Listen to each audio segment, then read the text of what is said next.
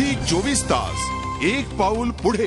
आणि पालकांची या दिवसात लगबग असते ती शाळा प्रवेशाची। मुलांच्या प्रवेशासाठी पालकांच्या मुलाखती, त्यासाठी शाळांमध्ये तासनतास रांगा, सहसा खासगी शाळांमध्ये दिसणार हे दृश्य।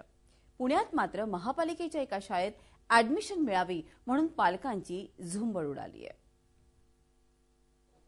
शाळा प्रवेशासाठी पालकांची लागलेली ही रांग आहे महापालिकेच्या शाळेसमोरची।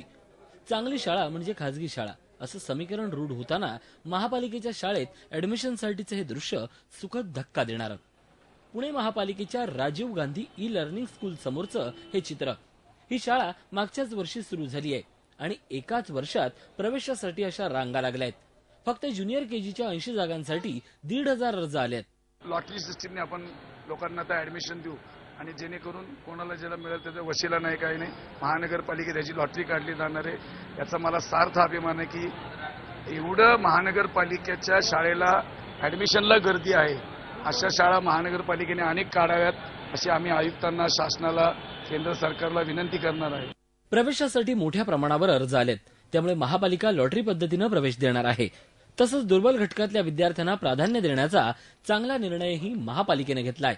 त्याचबरोबर लवकरच महापालिका वेगवेगळ्या भागात अशा 5 शाळा सुरू करणार आहे।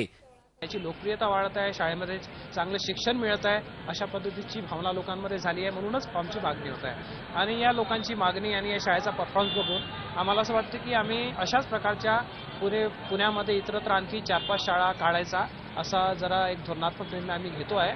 आजकाल महानगरपालिकाच्या दृष्टीने लोक वळत नाही।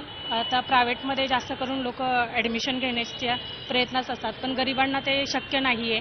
त्याच्यासाठी ही नवीन शाळा उपलब्ध केल्यामुळे हे गरिबांसाठी चांगलं, गरिबांच्या दृष्टीने चांगलं आहे। महापालिकेची ही शाळा इंग्रजी माध्यमाची आहे। स्थानिक नगरसेवकांचं लक्ष आणि खर्चाच्या बाबतीत महापालिकेनं सैल सोडलेला हात, यामुळे ही शाळा चांगली प्रगती करते। हे चित्र महापालिकेच्या इतर शेकडो शाळांमध्ये पाहायला मिळावं अशी अपेक्षा या निमित्तानं करायला हरकत नाही। झी 24 ताससाठी पुण्याहून नितीन पाटोळेसह ऋषी देसाई, मुंबई। झी 24 तास एक पाऊल पुढे।